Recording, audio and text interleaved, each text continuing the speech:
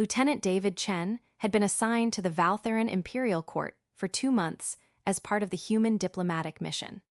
The posting involved a lot of standing around at formal functions, while more senior diplomats handled actual negotiations, and David's primary job was to not create diplomatic incidents through cultural ignorance. The assignment was simultaneously boring and stressful. Boring, because most of his time was spent observing protocol-heavy ceremonies he didn't fully understand. Stressful, because one wrong move could damage relations between humanity and the Valtheran Empire. His fellow human diplomats spent considerable time discussing Empress Nethara in terms ranging from odd respect for her political acumen to not quite professional commentary about her physical appearance. Several of David's colleagues made clear they found her intimidating in ways that apparently translated to attraction. David didn't get it. He respected the Empress's obvious competence. You don't rule an interstellar empire for 40 years without being extremely skilled. But he didn't find her particularly intimidating beyond healthy caution. Anyone should feel around people who command that much power. And he definitely didn't understand his colleague's tendency to discuss her appearance in ways that seemed wildly inappropriate for professional diplomats talking about a head of state. During a reception where the Empress was occupied with high-level diplomatic discussions, and David was standing with a small group of junior human staff in what he thought was a relatively private corner, one of his colleagues brought up the subject again. "I don't understand how you're not attracted to her. Half the human delegation is completely intimidated in ways they find appealing, and you just seem completely unaffected." David, tired of this recurring conversation and not thinking carefully about his surroundings, responded with unfiltered honesty. "I just don't find her attractive. She's obviously competent, and I respect that, but all the intense mystique everyone projects onto her doesn't do anything for me. She's just a person who happens to have a lot of political power. I don't find power inherently attractive, and physically she's fine but not particularly striking to me. I genuinely don't understand why everyone acts like she's this overwhelming presence." The words were barely out of his mouth when he noticed that the small group he was talking with had gone completely silent, several of them staring at something behind him with expressions that cycled between horror and poorly suppressed amusement. David turned around and discovered that Empress Nethara was standing approximately 3 feet behind him. He'd just told the ruler of an interstellar empire, to her face, or technically to her presence, that she wasn't particularly striking and that he didn't understand why people found her intimidating. David's first instinct was to apologize profusely, but his diplomatic training reminded him that excessive apology could sometimes make situations worse. So instead of stammering, he turned fully to face her, maintained appropriate formal posture, and simply said, "Your Majesty, I apologize for speaking carelessly. That was inappropriate regardless of the content." He wasn't apologizing for the opinion itself, lying about what he actually thought would compound the error, just for expressing it where she could overhear. Kyrith studied him with focused attention that made David very aware she'd spent 40 years reading people for political advantage. Her expression was unreadable in ways that suggested deliberate control. "You don't find me attractive," she said, not quite a question but clearly testing something. "Or intimidating, apparently. Despite commanding an empire and having authority to create significant problems for diplomatic missions that displease me." David could backtrack, could claim he was joking, but she'd clearly heard exactly what he said, and lying now would insult her intelligence on top of the original offense. "I respect your authority and competence, Your Majesty, but I don't find power inherently intimidating beyond appropriate professional caution, and physically you're not my type. I'm sure many people find you attractive. My colleagues certainly seem to, but I'm not among them. That's not a judgment of your appearance, just a statement about my personal preferences." He was being remarkably honest for someone talking to a head of state he just accidentally insulted. But doubling down on dishonesty seemed worse than owning what he actually thought. Kyrith's expression shifted into something that might be amusement. "You're aware that I could make your diplomatic career very difficult for admitting you don't find the ruler of the empire you're assigned to appropriately impressive."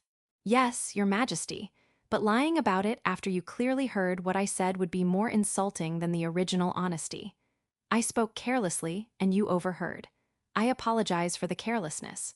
But I'm not going to pretend I think something I don't actually think just because it would be politically convenient. There was a long pause where everyone in the immediate vicinity was clearly waiting to see if David's blunt honesty was about to end his diplomatic career. Then Kyrith did something unexpected. She laughed. Not mockery, but genuine amusement that seemed to surprise even her. "Do you know," she said once she'd composed herself, "how long it's been since someone expressed genuine indifference to my appearance or presence without that indifference being motivated by contempt or political positioning? Most beings respond to me with either fear, attraction, or calculated shows of respect. You're the first person in years to simply not be impressed." David wasn't sure if that was a compliment or criticism, so he maintained respectful silence while she continued. "Your colleagues spend considerable time discussing whether they find me intimidating in ways that apparently translate to attraction. You find me neither intimidating nor attractive and are willing to say so to my face after accidentally saying it behind my back. That's refreshingly honest in ways that are rare in imperial courts, where everyone calculates what response will serve their interests." She paused, then added with what David was increasingly confident was amusement. "Though perhaps less refreshing for you, since you now have to navigate having admitted to the Empress that you don't find her particularly striking. I can live with that outcome, Your Majesty. Honesty after being caught seems better than attempted flattery you'd know was insincere." "Indeed," Kyrith studied him for another moment. "I'm going to make an unusual request, Lieutenant Chen. I'd like you to attend several upcoming diplomatic functions as part of my direct retinue rather than general human delegation. Specifically, because you've demonstrated you're willing to be honest rather than deferential, and I find I'd like to have someone present who isn't constantly calculating how to impress me." David's diplomatic training had not prepared him for being asked to join the Empress's retinue specifically, because he admitted he didn't find her attractive. But he recognized that refusing would be politically complicated. "I'm honored by the request, Your Majesty, though I should mention that my honest opinions may not always be what you want to hear. If I wanted to only hear what I want to hear, I wouldn't be asking for the person who just admitted he doesn't find me intimidating." Over the following weeks, David found himself in the bizarre position of attending high-level diplomatic functions as part of the Empress's inner circle, specifically, because he'd committed the social error of admitting he didn't find her impressive. Kyrith seemed to genuinely value his honest reactions to situations where everyone else was performing careful political theater. She occasionally asked him direct questions about his perspectives that David answered with the same unfiltered honesty that got him into this situation initially. "The Kronar ambassador is lying about his government's military capabilities," David said during one session after observing diplomatic exchanges. "His body language suggests he's vastly understating their actual strength. I think he's trying to appear weaker than they are to avoid scrutiny while they build up forces." Kyrith considered this. "My advisors believe he's being honest about their limitations." "Your advisors are hearing what they expect to hear because it fits their assumptions about Kronar capabilities. I don't have those assumptions, so I'm just watching what he's actually communicating beyond his words. And you're comfortable telling me my advisors are wrong. You asked for my honest perspective.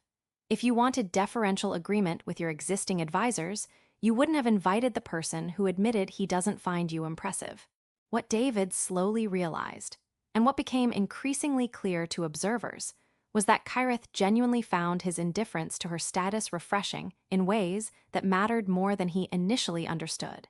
She'd spent 40 years being treated as symbol rather than person, having every interaction filtered through others' awareness of her power. David's complete failure to be impressed had given her something she didn't realize she was missing, someone who treated her as just another person rather than as the Empress. Their relationship developed into something that surprised both of them. Not romantic. David's assessment that he didn't find her physically attractive remained true, and Kyrith seemed more interested in his honest perspective than any personal attraction, but genuine friendship built on the foundation that he was willing to tell her uncomfortable truths. David would inform her when he thought her decisions were strategically sound but morally questionable. when her advisors were telling her what she wanted to hear rather than what was accurate, when formal protocols were preventing her from getting information she needed. Kyrith discovered that the woman behind the title was funny, strategically brilliant, and profoundly lonely in ways that 4 decades of being treated as symbol had created. David discovered that the human who didn't find her intimidating could be trusted to provide honest counsel specifically because he wasn't trying to impress her. The incident where David accidentally admitted he didn't find the Empress attractive became legend in diplomatic circles. The story of the junior diplomat who insulted the Empress to her face and somehow ended up as one of her trusted advisors, specifically because of that insult. When people asked David how he managed to turn catastrophic diplomatic error into career advancement, his response was characteristically blunt. I didn't think the Empress was attractive or particularly intimidating. I didn't know she was standing right behind me when I said so. And then I decided that doubling down on honesty was better than attempting flattery she'd know was insincere. Apparently being honest about not being impressed was more valuable to her than the calculated respect everyone else performs. I got lucky that my inability to lie convincingly turned out to be professionally useful. Kyrith's version emphasized different aspects. He told the truth about his genuine lack of impression with me, got caught, and then refused to backtrack into false flattery that would have been insulting to both of us. That honesty, combined with his clear indifference to impressing me, made him one of the few people I could trust to provide actual perspective rather than carefully calculated responses designed to gain favor. Sometimes the most valuable advisors are the ones who aren't trying to impress you. The human who didn't find the Empress attractive or intimidating became one of her most trusted advisors, specifically because his blunt honesty provided something careful political theater couldn't: genuine perspective from someone who saw her as a person rather than as power to be impressed by. And the Empress, who was accustomed to fear, praise, and carefully calculated desire, learned that sometimes the most valuable response is simple indifference spoken without intent to impress. Because truth offered without political calculation is rare enough in imperial courts to be worth more than any amount of flattery.